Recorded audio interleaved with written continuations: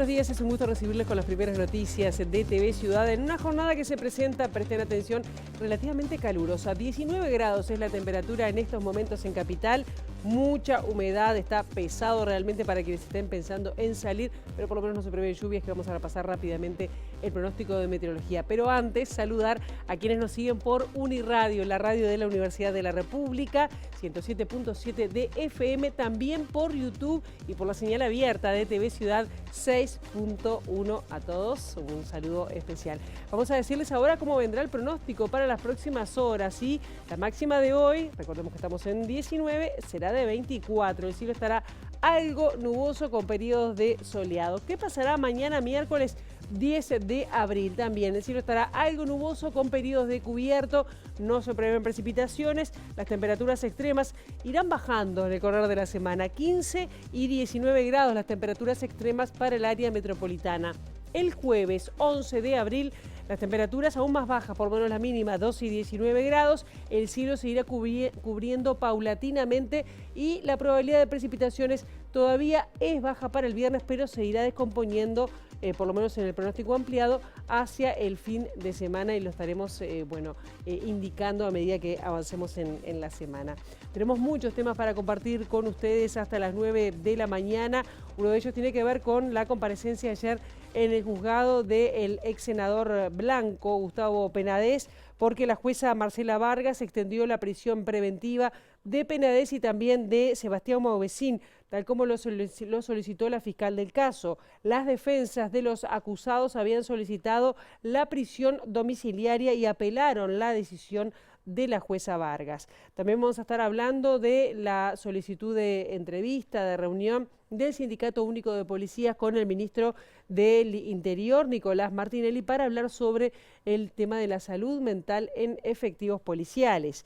La bancada del Frente Amplio va a presentar esta mañana en el Senado una declaración de condena a la violenta irrupción, así lo dicen, de la policía ecuatoriana en la Embajada de México en Quito para detener al ex vicepresidente Jorge Glass. También vamos a estar hablando en el ámbito internacional, del Organismo Internacional de Energía Atómica, advirtió sobre posibles accidentes nucleares en la central nuclear de Ucrania, Zaporizhia, la más grande de Europa, y lo catalogó como catastrófico a esta posibilidad. También vamos a estar hablando de las personas privadas de libertad, de sus familias, de cómo se están trabajando desde la asociación que nuclea a las familias de personas privadas de libertad.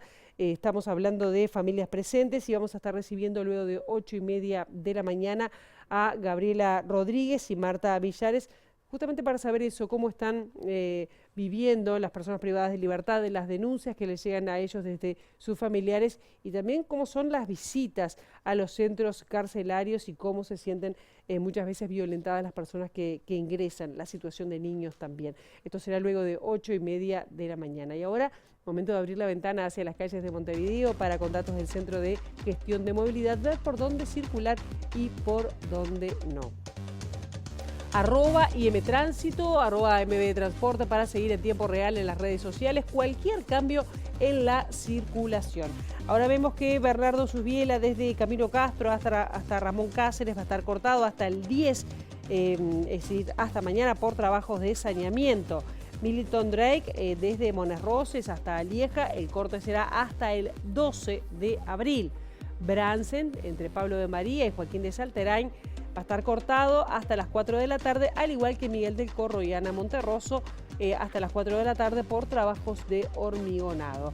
Vaz Ferreira entre Carlos Brusa y Tembetá hasta las 5 de la tarde y Venezuela entre Tierno Galván y Yaguarón, el corte será hasta las 5 de la tarde.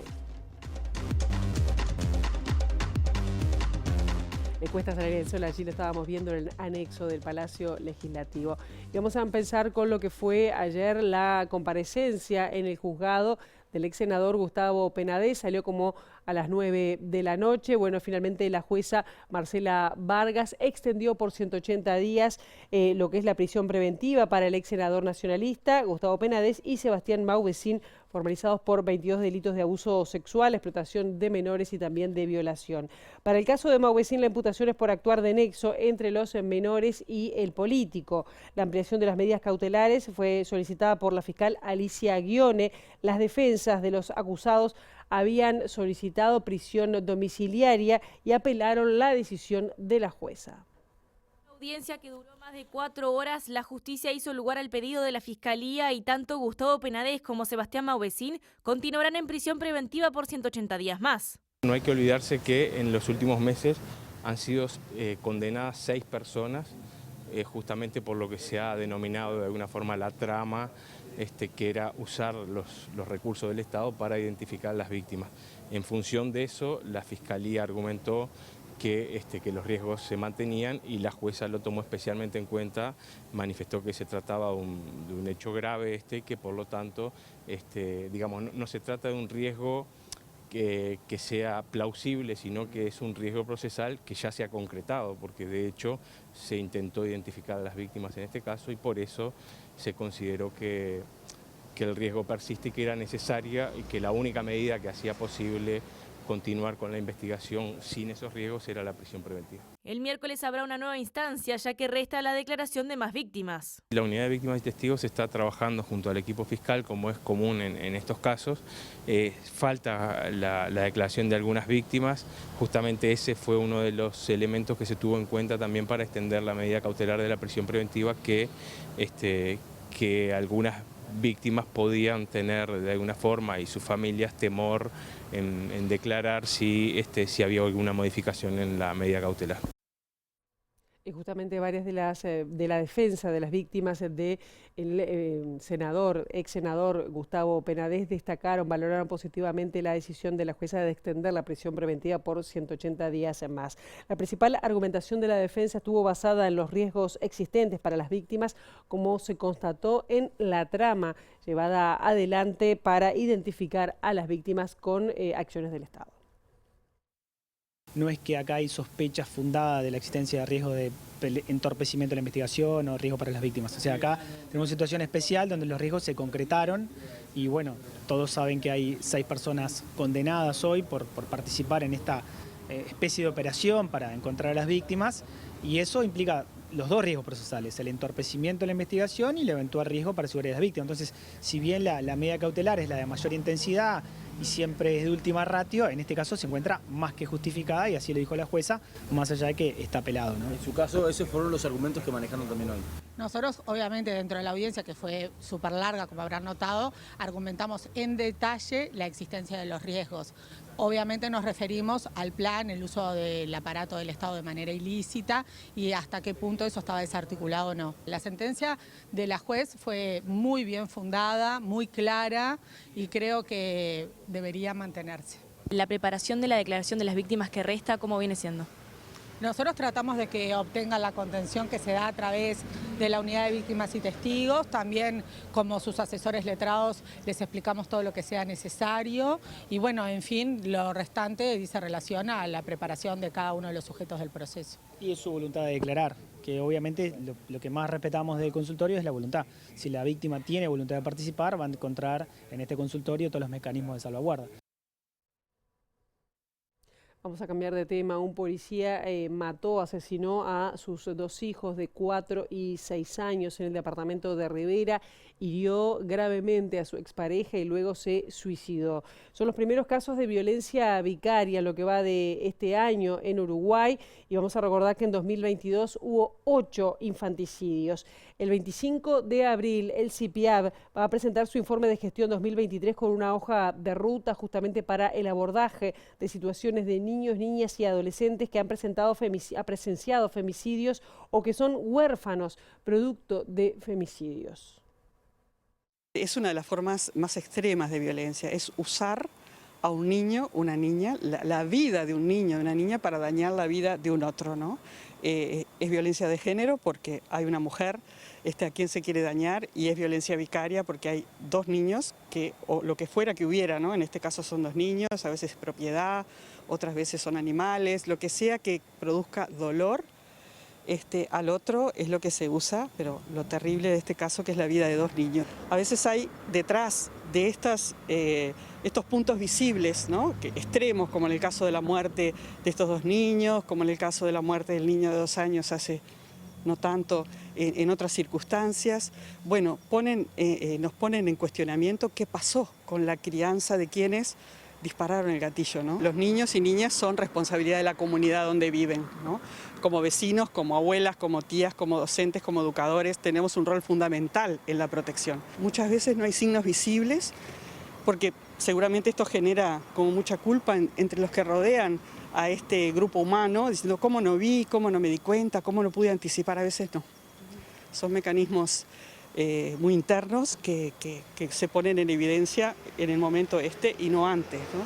Pero sobre todo estar atentos a desarrollar, como dije, fortaleza emocional en niños y niñas, ser referentes de confianza, mostrarnos disponibles a escuchar.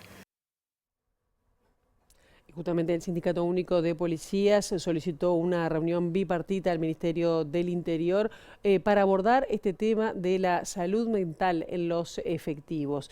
El dirigente sindical Ricardo González dijo que 18% de las certificaciones son por este tema. Los compañeros del interior que muchas veces son los olvidados si bien lo que es la parte metropolitana, tenemos un hospital policial, tenemos un departamento de salud mental que en teoría hace un seguimiento y está cerca, para el interior ese tipo de cosas no se dan. Entonces tenemos compañeros que muchas veces se certifican, que están pasando mal y que en todo ese proceso nunca tuvieron un seguimiento como para poder decir estuvieron cerca para brindarte una mano, ¿no? Entonces creo que a eso es lo que tenemos que apuntar, a llegar a todos los rincones del país. El tema suicidio es un tema en la policía que ya en lo que va del año llevamos 5 casos, o sea que es algo que tenemos y venimos de un año complicado en el año anterior. Tenemos que dejar de que sea un tema tabú, tenemos que pensar que los compañeros se enferman, que muchas veces tienen miedo de consultar y bueno, nosotros tenemos que apuntar a eso, a prevenir y también permitime mencionar el gran tema de las juntas médicas, ¿no? Que muchas veces esos compañeros que terminan con una certificación médica prolongada se recuperan, estar aptos para volver a la tarea y caen en lo que es el tema de las juntas médicas que parece nunca acabar. Demoran meses y meses para poder reincorporarse a la tarea con todo lo que eso conlleva, ¿no? Según el último reporte del Ministerio de Salud Pública, hay 24 nuevos casos de dengue en nuestro país, 64 que se encuentran a estudio y ya ascienden los confirmados a 359. El subsecretario del Ministerio de Salud Pública, José Luis Escatquian, aclaró que para confirmar la enfermedad de dengue debe realizarse un análisis de sangre. Dijo que los test de antígenos no son concluyentes respecto a tener dengue o no. La prueba confirmatoria es el test de sangre, el PCR, que se realizan en varios laboratorios y hemos habilitado laboratorios en el norte del país. El test de antígeno es como una prueba primaria, pero no es la determinante, no es la concluyente. Se puede hacer un test de antígeno en primera medida, como primer paso, pero la prueba determinante y por la que fue el Ministerio es por el PCR, que es el confirmatorio. Test de antígeno, en mutualistas la semana pasada hubo una pequeña tensión, ya se está restableciendo por estos días, el Ministerio está haciendo un seguimiento a los stocks de esos test de antígeno, pero recordamos que de nuestra área de epidemiología determinó que los test de PCR son los test confirmatorios y por eso a veces vieron los que tenemos casos probables a la espera de la confirmación, porque la sintomatología aparentemente da para poder prever que fuera un caso de dengue, se puede hacer un test de antígeno primario, pero el confirmatorio es el PCR que se le realiza en los laboratorios que están habilitados. Quedó inaugurada las obras de remodelación del Hospital Enrique Clavó, conocido como el Exfiltro. En una superficie de 6.000 metros cuadrados, el edificio incluye el primer centro de salud bucal de ACE, policlínicas de diversas especialidades, una base del servicio SAME 105 y oficinas de la RAP metropolitana. El polo de salud, que brinda atención diaria a unos 3.000 usuarios de ACE, ocupa unos 6.000 metros cuadrados distribuidos en un centro de salud bucal, policlínicas, oficinas de la red de atención primaria metropolitana, espacios exteriores y una base SAME 105, donde operarán 6 ambulancias especializadas para adultos y una pediátrica.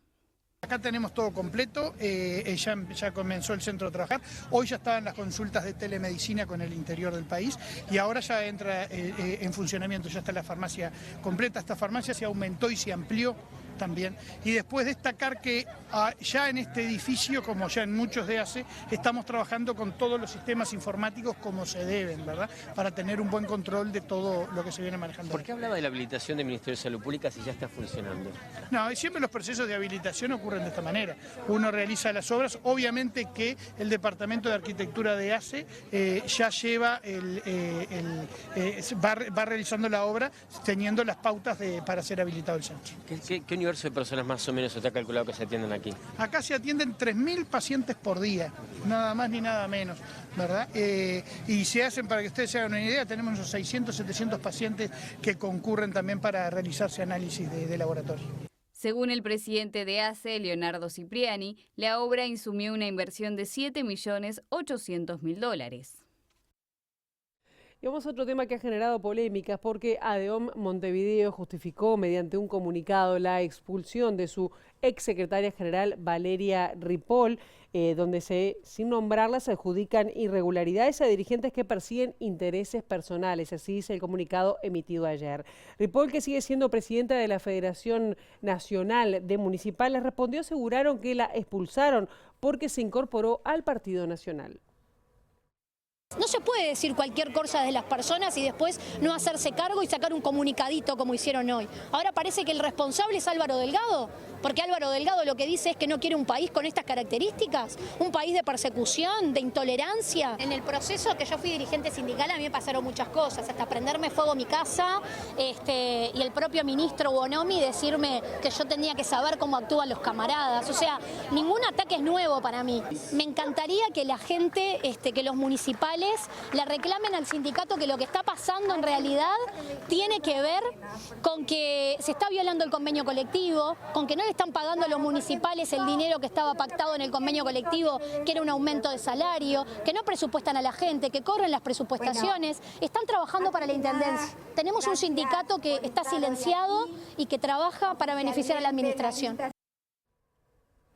Y seguimos en tema porque para ADEOM Tacuarembó la resolución que tomó la Federación Nacional de Municipales no contó con su visto bueno, no fueron consultados y no representa además la opinión de todos los municipales. Esto cuando sacaron un apoyo a Valeria Ripoll, que es la presidenta de la Federación. Los funcionarios de la comuna de Tacuarembó se enteraron por la prensa del comunicado que sacó la mesa de la Federación y reiteró sus diferencias con la conducción de Ripoll al frente de la Federación.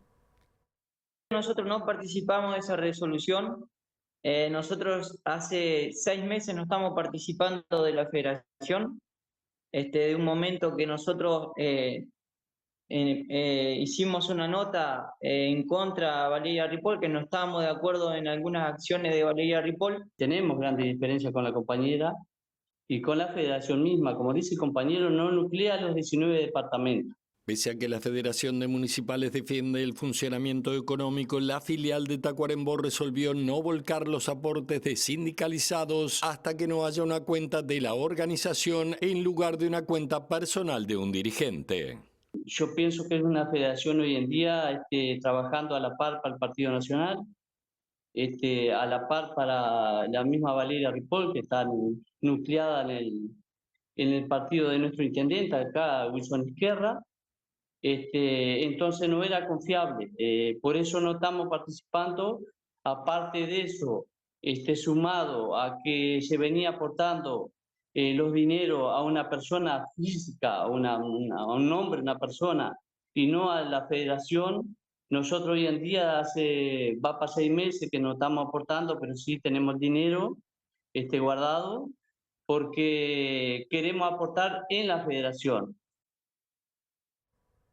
Desde la puesta en vigencia de la Ley de Urgente Consideración, el gobierno habrá desactivado 163 ocupaciones, en su gran mayoría en el sector público. Esto lo dice un informe del Ministerio de Trabajo y Seguridad Social que establece que hubo solo 34 ocupaciones en el ámbito privado y que el 99% de las ocupaciones fueron desactivadas de forma pacífica. Lo que también quiero destacar es que todas estas ocupaciones y desocupaciones se hicieron en el marco de un clima de tranquilidad, de paz, sin ningún tipo de incidentes. No hubo circunstancias extraordinarias, ni mucho menos. Y yo diría que más allá de las críticas y de las protestas de los gremios sindicales, yo creo que definitivamente se ha instalado algo que es razonable, que es que que las medidas de huelga y de ocupación no pueden impedir el derecho al trabajo de los demás trabajadores que no quieran hacer el paro o la huelga, ni tampoco impedir el acceso a las instalaciones de quienes la gestionan, ¿no? ¿Estadísticamente hubo más ocupaciones en este periodo con respecto al anterior o no? Eso habría que calcularlo. En realidad no tengo datos, seguramente debe haber habido más porque hay una reforma educativa en curso y esa reforma educativa ha generado ese tipo de reacción, ocupación de centros de estudio, liceos, escuelas. Y seguimos en temas laborales porque el presidente de la Confederación de Sindicatos de la Industria, Danilo Dárdano, quien es trabajador del sector metalúrgico, dijo que están convencidos de que se puede mantener la productividad, ganar mejor y mejorar las condiciones de vida, de competitividad y de producción, y ahí reducir la jornada laboral. No hay un país en el mundo desarrollado que no haya tenido por lo menos una fase importante de industrialización. En Uruguay, en el año 1988 éramos alrededor de 400.000 trabajadores de la industria manufacturera. Hoy, 110.000 cotizantes al BPS. Entonces, estamos yendo a desaparecer la industria, que es donde más se habla de la reducción, no solamente el tema de los servicios, la logística. Si tenés crecimiento, y está bien, y muchos los hablan, lo que está faltando es el apellido desarrollo. Desarrollo industrial, humano, social. Entonces, para nosotros, la discusión de la jornada laboral está inmerso en eso, porque tampoco queremos caer en esa trampa de, claro, ustedes reclaman no por el salario, hice antes con su familia y esto va a redundar de alguna manera en cierre de empresas. No queremos caer en esa trampa, nosotros estamos convencidos que podemos, en general puede haber excepciones, en el mismo tiempo mantener la productividad, ganar lo mismo, inclusive mejorar las condiciones y mejorar la organización del trabajo y en ese marco mejorar la competitividad y la productividad. Opinión distinta tiene la Confederación de Cámaras Empresariales del Uruguay, que no es de la idea de la reducción de la jornada laboral a 6 horas. Entiende que afectaría mucho más a las micro y pequeñas empresas que a las medianas y grandes, según advirtió el presidente de la Confederación de Gremiales Empresariales, Diego O'Neill. Entendemos que una solución así general que no contempla las diferencias, las heterogeneidades, las locaciones, los tamaños de empresa, el acceso al financiamiento, a los mercados, en fin, todo eso es tratar igual a los que son diferentes y nos parece que no es una buena solución.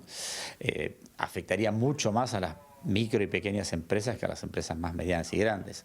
Y es importante manejar datos de lo que es la realidad empresarial del Uruguay. De acuerdo al Instituto Nacional de Estadística, en 2022 había 212.000 empresas, de las cuales 186.000 son microempresas, que quiere decir que tienen menos de 5 trabajadores. La panadería, la carnicería, la ferretería, no sé, el almacén de barrio y cantidad de empresas de servicios que le venden a otras empresas servicios o particulares, en fin, un sinnúmero. Y cómo afectaría a este tipo de empresas una medida de esta naturaleza. Por eso nos parece que las soluciones generales por la vía legislativa no son lo mejor. Por otro lado, hablar de reducción de la jornada y mantener el salario sin incorporar una discusión sobre la productividad y un acuerdo de productividad que compense esa reducción parece voluntarista, pero no parece que pueda ser una cosa viable. Por su parte, el PIT-CNT y el Instituto Cuesta Duarte presentaron un programa de capacitación a 1.500 trabajadores del sector industrial. El objetivo de la capacitación es consolidar el empleo a través del fortalecimiento de competencias organizacionales. Históricamente, cuando a los trabajadores o trabajadoras se les planteaba o negociar productividad o hablar de productividad, inmediatamente la asociación era intensificar el trabajo. ¿Tá? En la actualidad, con el nivel de desarrollo tecnológico que hay, con la experimentación en diversas partes del mundo de nuevas formas de organizar el trabajo, no necesariamente aumentar la productividad quiere decir intensificar el empleo, intensificar el trabajo, perdón, inclusive puede querer decirse, por ahí se puede aumentar la productividad con menos esfuerzo y en mejores condiciones. Lo que pasa es que eso también es un camino de discusión, de conocer otras experiencias, de conocimiento, pero sí, hay una, digo, como todo cambia, digamos, el trabajo también, y hay que pensar el trabajo en los términos nuevos que plantea la forma de producción actual, ¿no?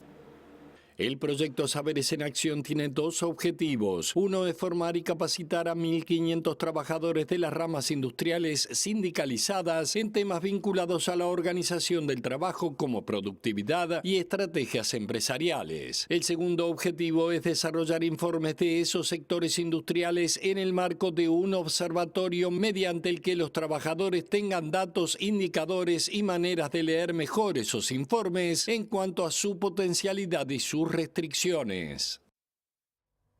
Y ahora la información nos convoca desde exteriores, de la mano de nuestra compañera Juliana Perdomo. Juliana, bienvenida, muy buenos días.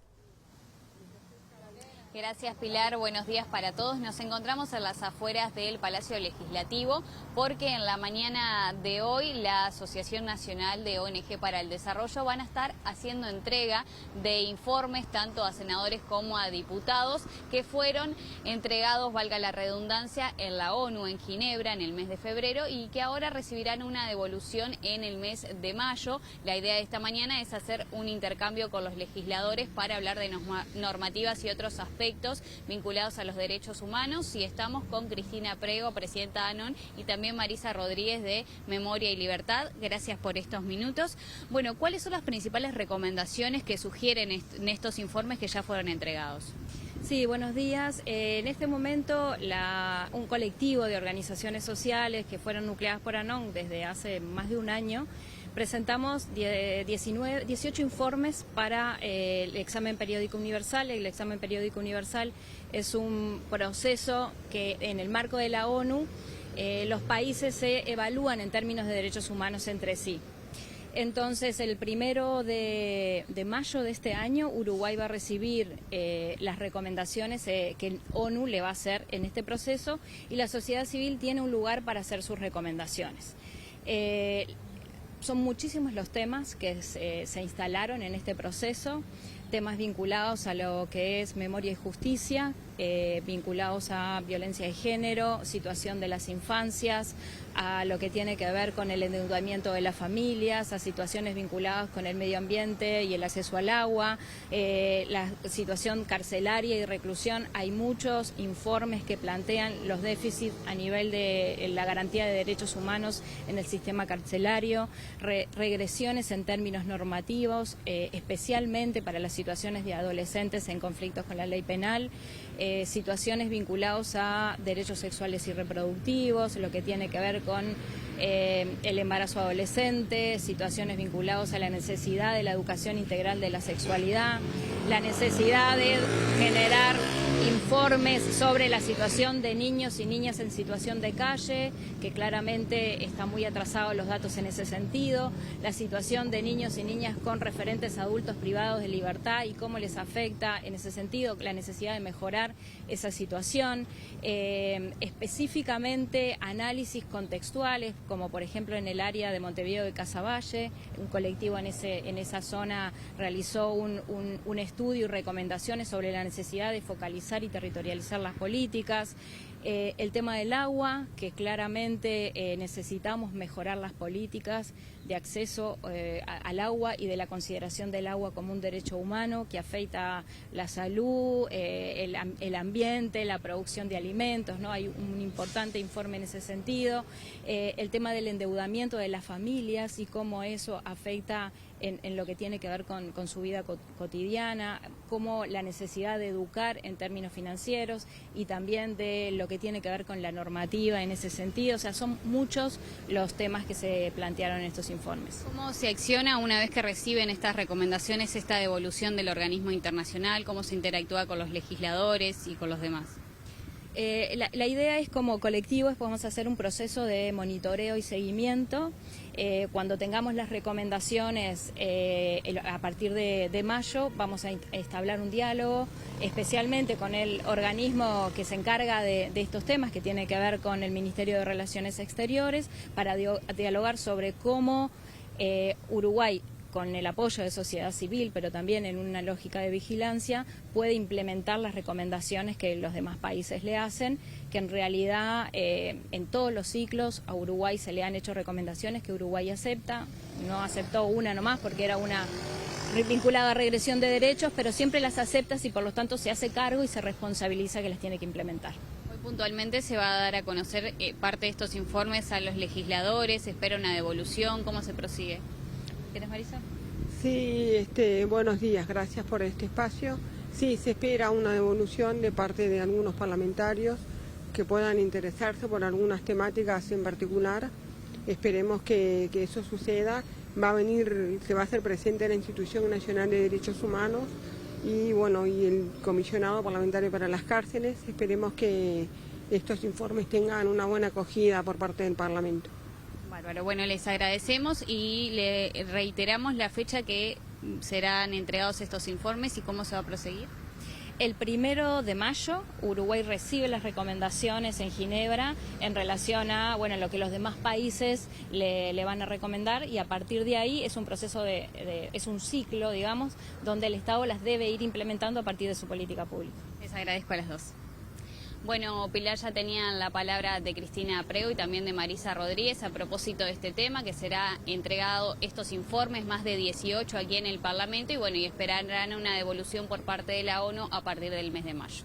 Muchísimas gracias, Juliana. Mesas de trabajo que se van a estar inaugurando hoy de 10 a 12 horas, hablando de todos estos temas con los legisladores. Hacemos una brevísima pausa. A la vuelta de la misma vamos a estar recibiendo a Gabriela Rodríguez y Marta Villares de Familias Presentes. No se vayan.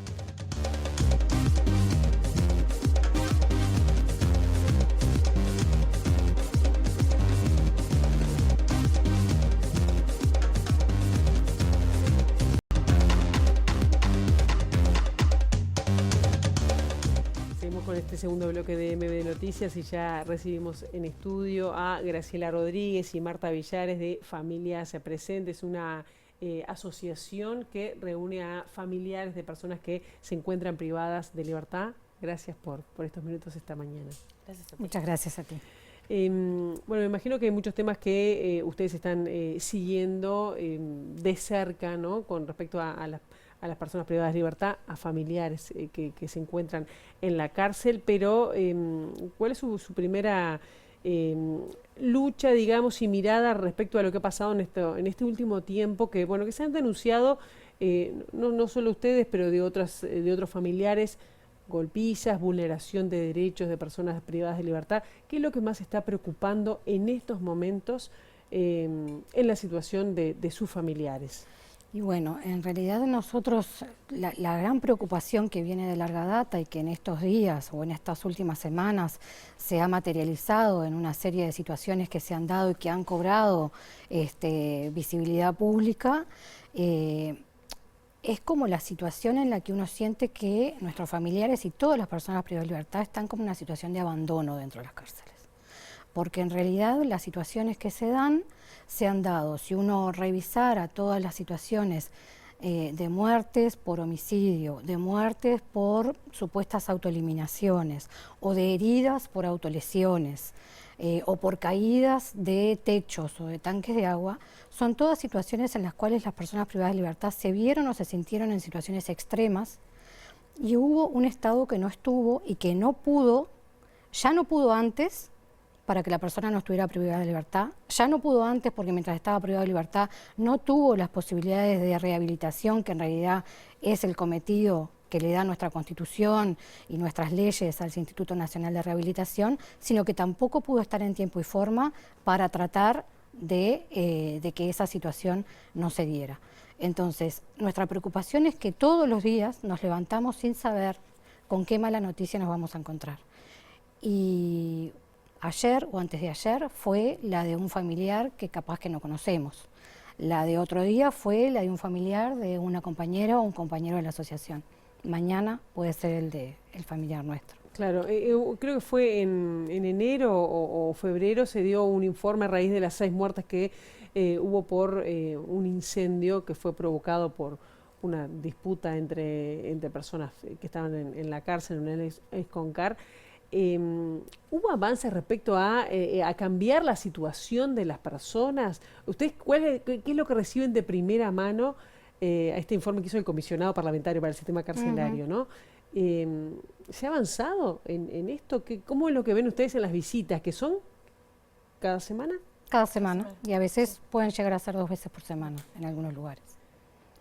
Y en realidad nosotros tuvimos una reunión con el comisionado parlamentario en el cual queríamos saber cómo iban manejando, porque en realidad nosotros sí entramos a diferentes lugares, pero a veces en los lugares donde están, que son el módulo 4, donde fue que pasó el episodio del incendio, no hemos llegado.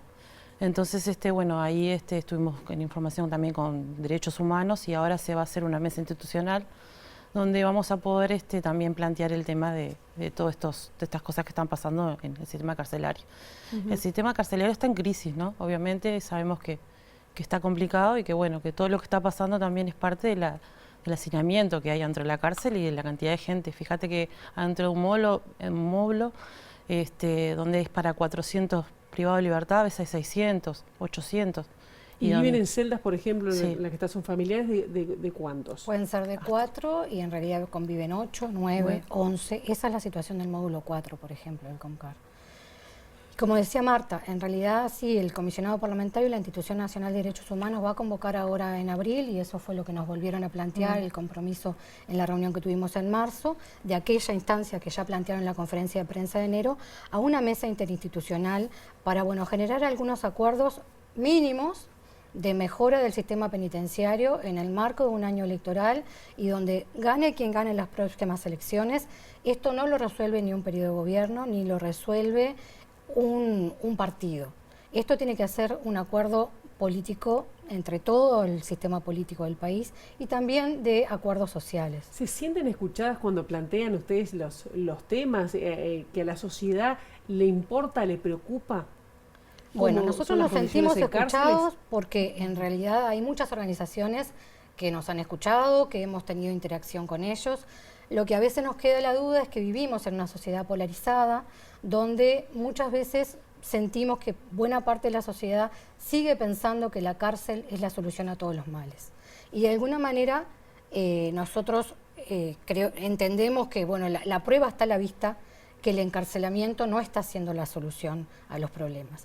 Porque hay una cosa que nosotros también como queremos ser como muy claros, ¿no? Las personas que están privadas de libertad cometieron un delito. Puede haber algunos que estén injustamente encarcelados, pero en general hubo un proceso y tuvieron una pena y tienen que pagar a la sociedad por un error que cometieron. Ahora, se paga con una pena, no se paga con estas condiciones de hacinamiento, de falta de seguridad, de encierro 24 horas como sucede en muchísimos lugares, sin poder acceder a trabajar, a estudiar. Bueno, ¿qué mejor sería que los privados de libertad pudieran tener trabajo adentro también para poder apoyar a su familia? Porque hay 15.600 personas privadas de libertad, lo cual nos está queriendo decir que habemos más de 100.000 personas afectadas directamente, porque hay por lo menos 4 o 5 familiares por persona privada de libertad que se ven afectadas directamente. Claro, entre ellas niños, niñas y adolescentes. Y sobre todo muchas mujeres, ¿no? En el caso de la asociación yo preguntaba, la cara visible son mujeres. ¿Qué pasa con las visitas? Cuando ustedes van a visitar, una vez por semana, 2 en el mejor de los casos, ¿cómo es esa revisión? ¿Cómo sienten también ese ingreso y ese lugar, el pasaje? Y ese lugar para encontrarse con sus familiares, ¿cómo es? Y bueno, en realidad nosotros, desde el momento que llegamos, pisamos la cárcel, somos tratados de la misma manera que se trata un preso. Es decir, el familiar se siente con sus derechos también vulnerados. Digo, nosotros, por ejemplo, son extremos a veces las revisaciones. Si hay escáner, obviamente está el escáner, pero... ¿Dónde hay escáner acá? Por ejemplo, acá en Montevideo tenemos en la Triple y en COMCAR. Y en la cárcel de mujeres no. En la cárcel de mujeres solamente tiene escáner para la revisación solamente de las cosas que traes, es decir, los paquetes. Y en la 6, por ejemplo, es solamente para los paquetes también. Para pasar después para la cárcel tenés que hacer la revisación del cuerpo, así que te hace la invasiva, que es de todas las partes íntimas de la mujer. También o del hombre. Sí, sí. No, No hay contacto físico. No, contacto físico no. Pero la misma revisación es para, o sea, es desnudo. Es para mujeres, para varones, para niños, niñas, adolescentes, una abuela de 85 años, no importa. Y en qué condiciones, todos pasamos por esa revisación. Pleno invierno, mucho frío, un bebé tiene que ser desnudado, tiene que ser cambiado ese pañal. Ese pañal lo tiene que poner la familia, el nuevo, porque no le pueden poner el viejo, igual que un higiénico si una mujer está menstruando o una persona mayor que no tiene control de esfínteres. Y esos también son costos a cargo de la familia. Entonces, tú nos preguntabas si tenemos escucha por parte de la sociedad y las instituciones. Lo tenemos. Lo que no han habido son grandes cambios. Nosotros entendemos que este espacio al que van a llamar la Institución de Derechos Humanos y el comisionado es importante, pero es importante si todo el mundo concurre con real intención de acordar y después sostener esos acuerdos, porque pensar en un cambio en el sistema penitenciario es pensar mejoras en las cárceles, pero es pensar de qué manera vamos a reflexionar, así seguimos teniendo, vamos a seguir pensando en que ingresen más personas y que salgan menos, porque se han eliminado derechos que las personas tienen para libertades anticipadas, redenciones de penas, salidas transitorias, y hay más delitos que permanecen por más tiempo porque se aumentaron las penas. Entonces hay que pensar en medidas alternativas a la privación de libertad, pero todo eso también hay que pensar que es dinero. O sea, cuando uno mejora su casa, siempre algún peso hay que gastar. En el sistema penitenciario pasa lo mismo. Si lo vamos a pensar en serio, sí habrá que reordenar gastos, pero también va a haber que pensar en que hay que gastar más. Y uno también piensa, bueno, en la cantidad de cosas en que el país tiene que gastar, ¿por qué vamos a gastar en esto? Bueno, ¿quiénes están privados de libertad? Nuestros jóvenes de alrededor de 30 años, en la mayoría varones y algunas mujeres, alrededor de cerca de 2.000 mujeres. Entonces, en realidad son el presente del país, son los padres y las madres de los niños que están naciendo. Entonces, si pensamos en pobreza infantil y pensamos que hay que atacar fuertemente el tema de la pobreza infantil, bueno, también esta es una arista del por qué los niños viven la situación que viven. Hay digamos, retroceso normativo. Hay retroceso normativo, sí. Sí, porque hay penas más largas, sí, porque hay, como te decía, redención de pena por trabajo y por estudio que se han eliminado, igual que las libertades anticipadas en algunos delitos, o las salidas transitorias, en algunos casos se han eliminado y en otras cuesta mucho que se apliquen. Las prisiones preventivas se han generalizado como una medida, cuando en realidad una persona que está en prisión preventiva, en realidad todavía no está condenada, con lo cual... Y bueno, y ahí muchas veces, según la condición socioeconómica de la persona, su prisión preventiva la vive en domicilio. Y si no, la mayor parte de las personas privadas de libertad que están en un proceso penal, la viven privados ya de libertad. ¿El dinero es, digamos, relevante en el momento de que alguien entre o no a las cárceles? Y es diferente.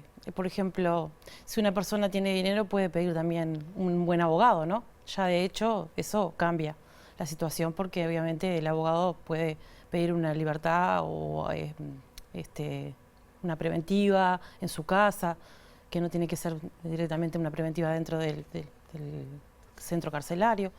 Eso es importante, ¿no? Y también el tema de que también ellos tienen la facilidad de que pueden pedir, por ejemplo, el que está privado de libertad también en algún lugar. De hecho, digo, eso también lo puedes pedir como familia también, ¿no? De que lo lleven a algún lugar donde no tenga riesgos, ¿no?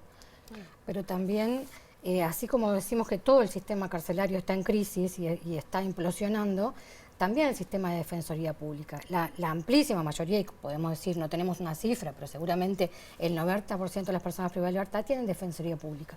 Los defensores públicos son muy pocos y habrá, como en todos lados, gente que trabaja bien y que trabaja mal. Pero aun cuando se trabaje bien, no conocen a las personas que tienen a su cargo. Ni los defensores que les toca durante el proceso de juicio, ni los defensores que tocan durante el proceso de ejecución. Los privados de libertad no conocen a su abogado defensor.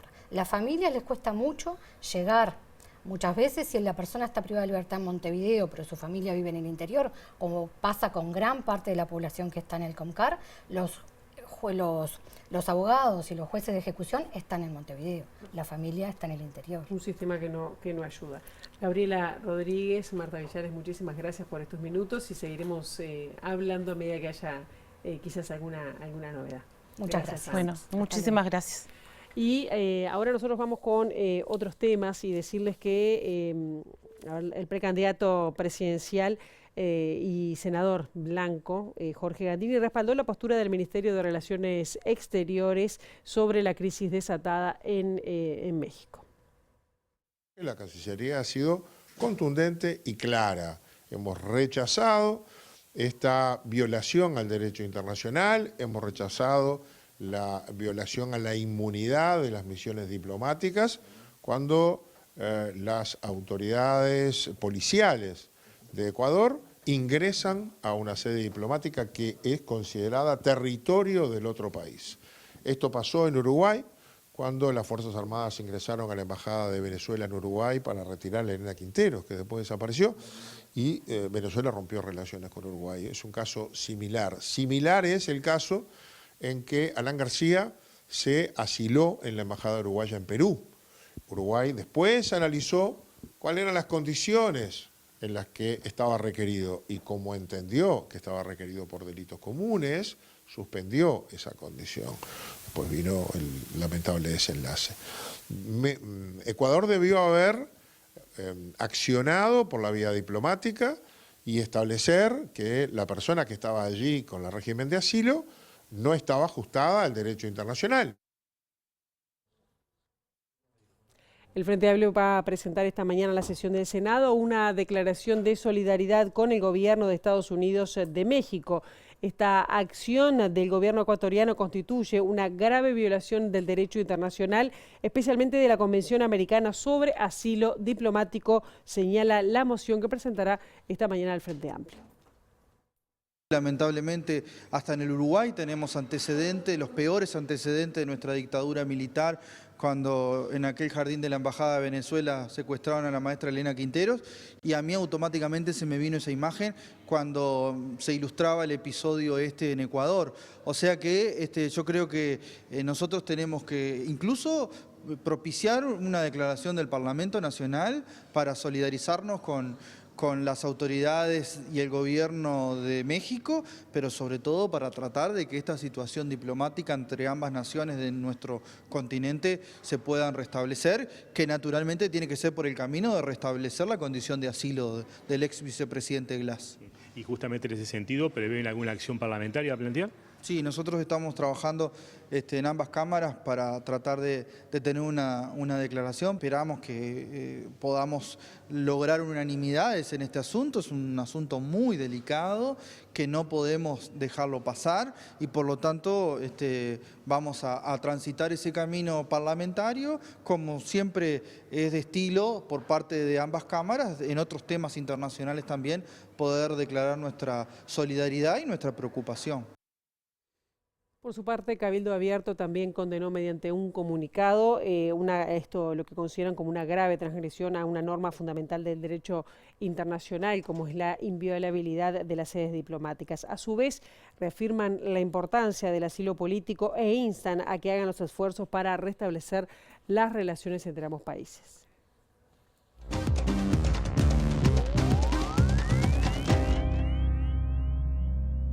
Y en Panamá comenzó el juicio de los conocidos como Panama Papers. Se trata de la mayor investigación periodística colaborativa en la historia que provocó renuncias de gobernantes y además expuso como evasores de impuestos, provocó además lavadores de dinero sucio, políticos, personalidades populares en varios países. El caso también involucra a personas uruguayas del mundo empresarial, de la política y del deporte.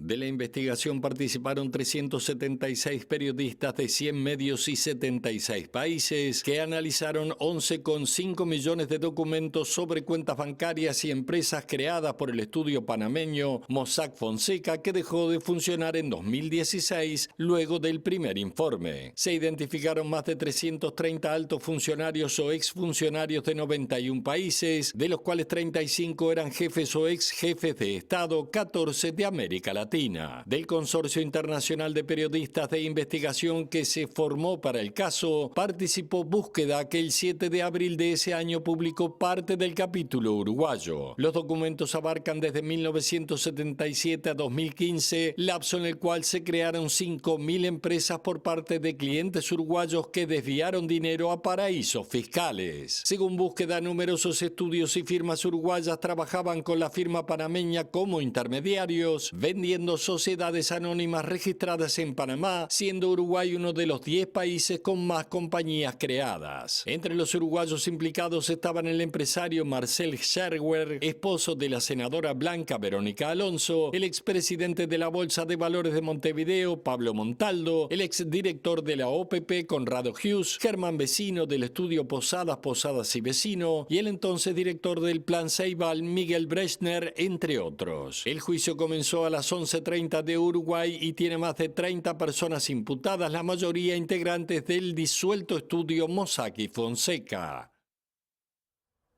El Organismo Internacional de Energía Atómica advirtió la posibilidad de un accidente catastrófico en la central nuclear de Ucrania, Zaporilla, la más grande de Europa y ocupada por tropas rusas. El director general del Organismo Internacional de Energía Atómica, Rafael Grossi, dijo este lunes que esto no puede suceder y que nadie puede concebiblemente beneficiarse o obtener ninguna ventaja militar o política de los ataques contra instalaciones nucleares. Las declaraciones de Grossi se dieron luego que el ejército ruso volviera a culpar a las tropas de Kiev de un nuevo ataque con drones contra la central nuclear ucraniana controlada por Rusia, la más grande de Europa. Moscú asegura que sus fuerzas derribaron la aeronave no tripulada cuyos restos cayeron sobre la cúpula del edificio que alberga el 6º reactor de la instalación, aunque sin embargo señalaron que no se registraron daños. Se trata de uno de los 6 reactores de la central nuclear que actualmente están fuera de funcionamiento, pero la planta depende de energía externa para mantener frío su material nuclear y evitar un accidente catastrófico. Las acusaciones de este tipo han aumentado desde la semana pasada, pero Kiev insiste en que no agrede el lugar y cataloga los incidentes como provocaciones armadas de Moscú, al tiempo que el gobernador local afirmó que los masivos bombardeos rusos dejaron 3 muertos en las cercanías de la planta, luego que los ataques alcanzaran 8 zonas pobladas 357 veces en las últimas 24 horas. Hasta aquí llegamos con esta primera edición de MBD Noticias. Quedan en compañía de los compañeros de Ciudad Viva. La actualización informativa a las 13, a las 18:55 y nosotros volvemos mañana bien tempranito con el gusto de siempre a las 8 en punto en TV Ciudad. Pasen ustedes muy bien, buena jornada.